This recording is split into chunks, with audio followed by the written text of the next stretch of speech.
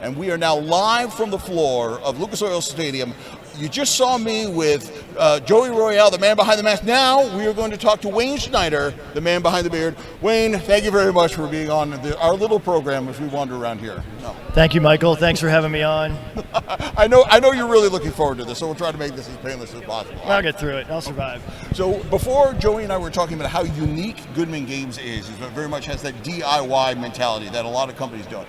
I'm willing to bet, I've put cash money down on that there's no other tabletop role-playing game company out there who actually has a fabricator kind of on retainer. So you are responsible for so much stuff that have become kind of iconic, especially with Gen Con. It started with the Doom Gong, I remember. Was that the first thing? It was actually the banner, the big banner. I rigged the armature for that. Oh, that's right. I remember that banner. 2016, yeah. That was the first thing we did. Wow, 2016, before the world changed, right? Yeah. Then, so there was that banner, and then it was the Doom Gong. That was the gong, and then the obelisk. The obelisk, of course. If you haven't been out there, you haven't been to the booth, we've got the classic obelisk out there, and then of course the ziggurat. Hey, yeah! They're applauding Wayne and I. That's right, going on. Very nice of them. And then, of course, the ziggurat, which has become iconic now. We are the only company with a ziggurat.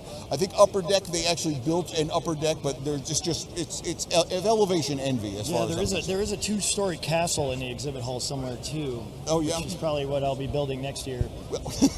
We'll have to build a trebuchet next year, and we'll just hurl flaming missiles at it through the course of the con. No. All right, but of course, it wouldn't be Gen Con without something new, and we are standing in front of that right now. So this is the podium.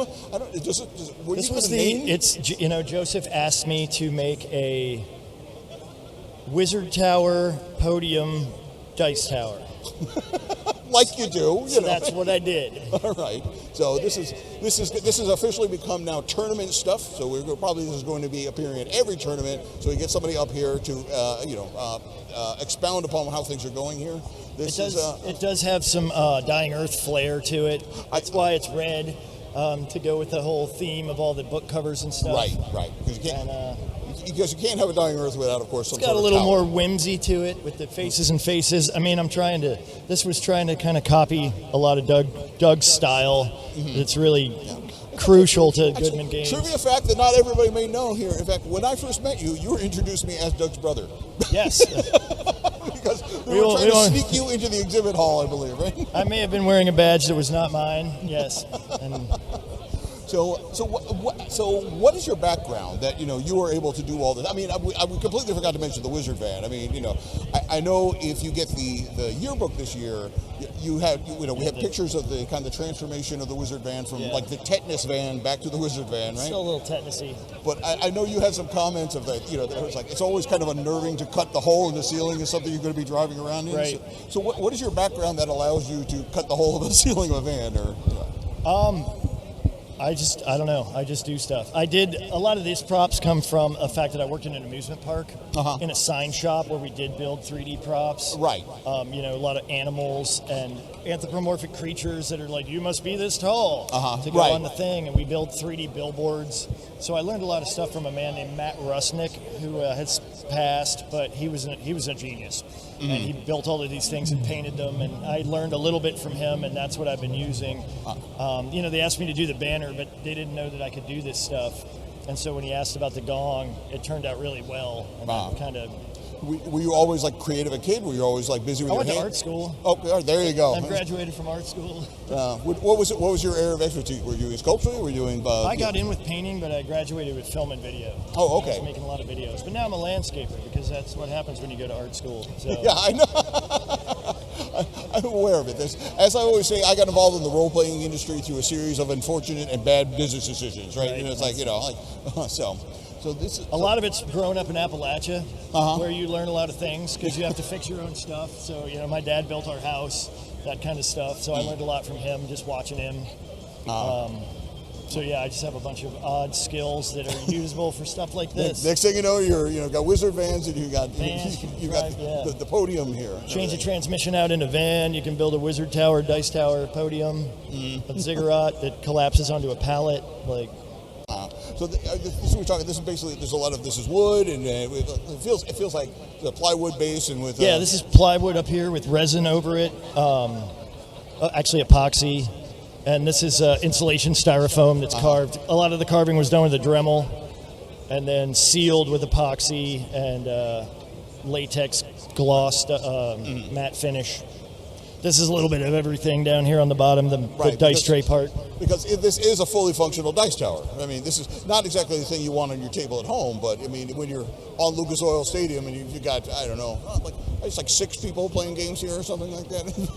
There's a few people in here. No.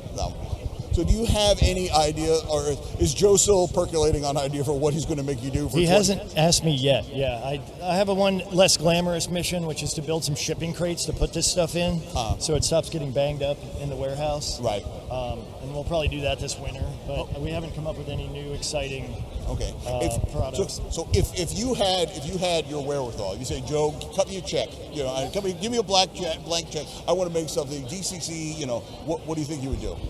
I would really like to fix up the van to the point where we could drive it around the country. Okay. And kind of just do go to game shops and proselytize DCC to them whilst riding around. Perhaps me and Doug, getting up to shenanigans and adventures, and see what's up. Take all the luminaries around from DCC. That sounds good to me. See what would be fun to do. Are you familiar with the ship of Theseus?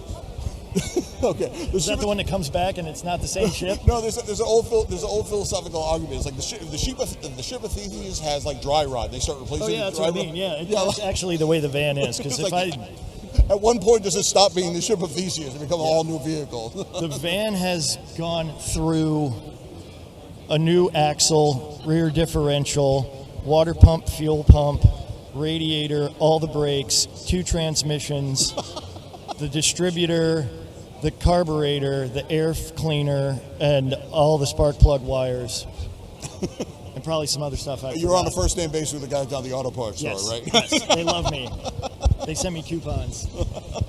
All right. Well, I know that you're helping out Doug. You're hanging out and doing stuff. You're also involved with Hobonomicon, right? We do the Hobonomicon stuff. I wrote Meat Planet. I've written all the intros to those, and a lot of the stuff it's all brainstormed between the 3 or 4, 6 or 10 of us at the time. It's got a lot of cool art in it. We do DougCon in the Embassy Suites at night, where we run a lot of our games from the Hobonomicon. It's usually what they're written for, is big con games with a lot of people, multiple tables at one time. You are a true Renaissance man, my friend. It's all fun. It's good times. And I couldn't think of a better group of people to hang around and do all this crazy stuff for. I've enjoyed it. I'm really lucky. It blows my mind when I look at this, this ratty van, and it's parked on the 50-yard line almost of Lucas Oil Stadium, and I think of 12-year-old Wayne who really wanted to go to Gen Con, and just what even is this? What is my life at this point? I remember last year I was eating a turkey sandwich in the Wizard Van at the 20-yard line at Lucas Oil Stadium. So my life is so weird. Right? What am I doing? All right. Well, I know you got stuff to do, so we're just going to. I think. Our producer just walked off, so we're going to talk a little bit more until she get back and turn us on. So, all right. Thank you very much. It's been a pleasure. Thanks for Thank you very much, and we'll see you in a little while with some other people with and without beards. Bye, everybody.